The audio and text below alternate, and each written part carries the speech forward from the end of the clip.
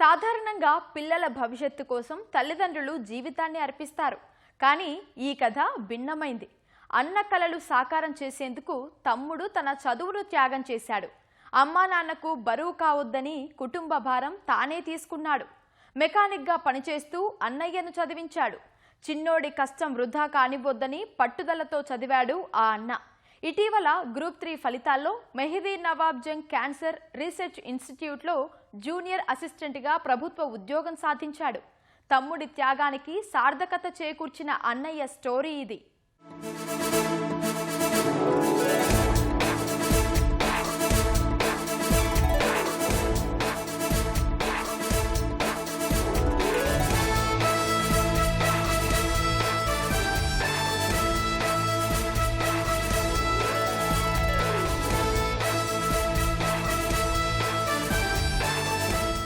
కొన్నిసార్లు కుటుంబంలోనే ఒకరి త్యాగం మరొకరి జీవితాన్ని మలుపు తిప్పుతుంది. ఇది ఇప్పుడు ఎందుకు చెప్పుకోవాల్సి వస్తోందంటే, ఆర్థిక ఇబ్బందులతో తల్లిదండ్రులు చదివించలేకపోయినా అన్నకు అన్నీ అయి నిలిచాడు తమ్ముడు.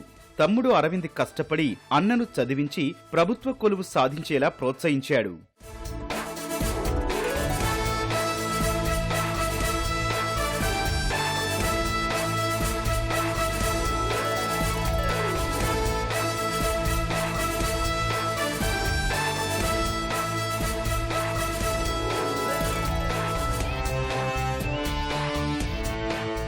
పొలంలో ఒడ్డు చెక్కుతున్న ఈ కుర్రాడు మధు. మెదక్ జిల్లా గజగట్లపల్లి స్వస్థలం. శారద, యాదగిరి దంపతులకు 3 సంతానం. వీరిది వ్యవసాయ ఆధారిత కుటుంబం. పెద్దబ్బాయి మధుకు చదువంటే ఆసక్తి. వీరి ఊరికి బస్సు సౌకర్యం లేకపోవడంతో నడుచుకుంటూ వెళ్లి 10వ తరగతి వరకు ప్రభుత్వ పాఠశాలలో చదువుకున్నాడు. 9 కిలోమీటర్లు సైకిల్పై వెళ్లి ఇంటర్ పూర్తి చేశాడు. ఎంసెట్ ర్యాంకు సాధించి గజ్వేల్లో బి ఫార్మసీ పూర్తి చేశాడీ యువకుడు. నా విద్యాభ్యాసం ఏంటంటే పూర్తిగా నేను ప్రభుత్వ పాఠశాలను చదివాను. ప్రభుత్వ పాఠశాలకు ఇక్కడ నుంచి మాకు స్కూల్ అనేది కూడా మేము రెగ్యులర్గా 3-4 కిలోమీటర్స్ నడిచి వెళ్ళేవాళ్ళం. అలాగే నేను ఇంటర్ కాలేజ్కి వచ్చేసరికి 9 కిలోమీటర్లు సైకిల్ మీద వెళ్ళేవాడిని. మళ్ళీ అలాగే నేను 2 సంవత్సరాలు నేను సైకిల్ మీదనే నా విద్యాభ్యాసాన్ని కొనసాగించాను. 9 కిలోమీటర్లు పోయి మళ్ళీ నైట్ 7 అట్లా అయ్యేది. అట్లా కొనసాగించాను. అక్కడ ఉంటూనే నేను ఎంసెట్కి ప్రిపేర్ అయ్యి నేను ఫార్మసీలో ర్యాంక్ కొట్టాను. అట్లాగే నా విద్యాభ్యాసం నేను ఫార్మసీలో సురభదయకర్రావు కాలేజ్ గజ్వేల్లో నేను బీ ఫార్మసీ పూర్తి చేశాను. బీ ఫార్మసీలో నేను తెలుగు మీడియం అయినా కానీ అక్కడ పట్టుదలతో చదివి నేను కాలేజ్ టాపర్గా వచ్చాను. అలాగే నాకు పీజీ సెట్లో కూడా 120 ర్యాంక్ వచ్చింది. పీజీ సెట్లో 120వ ర్యాంకు సాధించి ఎం ఫార్మసీలో కాలేజ్ టాపర్గా నిలిచాడు మధు. తెలుగు మీడియం విద్యార్థి అయినా పట్టుదలతో శ్రమించి ఎంఎన్సీ కంపెనీలో ఉద్యోగం సాధించాడు. కానీ చిన్ననాటి కల ప్రభుత్వ ఉద్యోగం కోసం హైదరాబాద్ వెళ్లి కోచింగ్ తీసుకున్నాడు. కొన్నాళ్లకు ఇంటికి తిరిగొచ్చి పొలం, కూలీ పనులకు వెళ్తూ ఆన్లైన్ ప్రిపరేషన్ చేశాడు. ఫార్మసీ కూడా పూర్తి చేసి నేను ఒక ఎంఎన్సీలో కూడా ఒక చిన్న జాబ్ కొట్టాను. కానీ నా చిన్నప్పటి నుంచి నా గోల్ ఏంటంటే ఇక్కడ ఉన్న పరిస్థితులను చూసి నేను ఒక ప్రభుత్వ ఉద్యోగం సాధించాలన్న కసితోటి మళ్ళీ నేను ఇక్కడ హైదరాబాద్కి వెళ్ళి అక్కడ నేను ప్రిపేర్ అవుతూ మళ్ళీ ఇంటి దగ్గరలో ఉంటూ మళ్ళీ అక్కడ నాకు ఫైనాన్షియల్ బర్డెన్ అయ్యేసరికి ఇంటి దగ్గర వచ్చి పొలం పనులు చేస్తూ నా విద్యాభ్యాసాన్ని కొనసాగించాను. అలాగే నా ఫైనాన్షియల్ బర్డెన్ కోసం పిల్లలకి నేను ట్యూషన్ చెప్పేవాడిని. అలాగే బయట పనులకు కూడా వెళ్ళేవాడిని. మా దగ్గర ఏంటంటే బయట పొలం పనులు బాగుంటాయి కాబట్టి నేను పొలం పనులకు కూడా వెళ్ళేవాడిని. పొలం పనులకు వెళ్తూ నా విద్యాభ్యాసాన్ని కొనసాగించాను. ఆర్థిక ఇబ్బందులు వెంటాడటంతో పిల్లలకు ట్యూషన్లు చెబుతూ చదువు కొనసాగించాడు మధు. ఈ సమయంలో కుటుంబ పరిస్థితి గమనించిన తమ్ముడు అరవింద్ అన్నకు అండగా ఉన్నాడు. మధును ఉన్నత స్థాయిలో చూడాలనే సంకల్పంతో ఇంటర్ మధ్యలోని ఆపేసి మెకానిక్ గా పనిలో చేరాడు. ఆ డబ్బుతో అన్నను చదివించి కుటుంబానికి తోడుగా నిలిచాడు. తండ్రిలా చూసుకున్న తమ్ముడికి జీవితాంతం ఏ లోటు లేకుండా చూసుకుంటానని అంటున్నాడు మధు. తమ్ముడు తన విద్యను ఇంటర్లోనే ఆఫ్ చేసి నాకు ఫైనాన్షియల్గా చాలా సపోర్ట్ చేశాడు. చాలా అంటే తను బాష్ పంప్స్ అనే వర్క్ చేసుకుంటూ కూడా నాకు ప్రతి నెల మనీ పంపించేవాడు. ఆ మనీ కూడా సరిపోక నేను ట్యూషన్స్ చెప్పుకోవడం ఇట్లా మా జీవితం అనేది నా ప్రిపరేషన్ అనేది కొనసాగింది.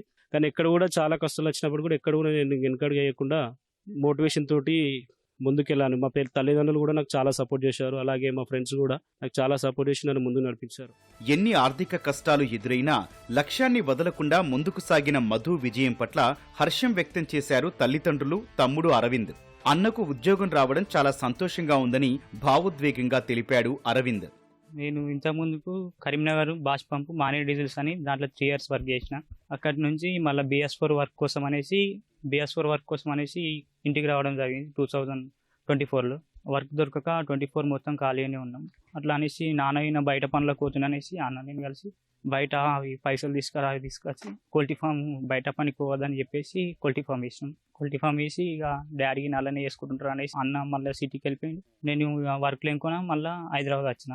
అక్కడ మదీనగూడలో అనేసి మయాపూర్ దగ్గర మదీనగూడలో మళ్ళీ BS4 BS6 వరకు కంటిన్యూ చేస్తున్నా.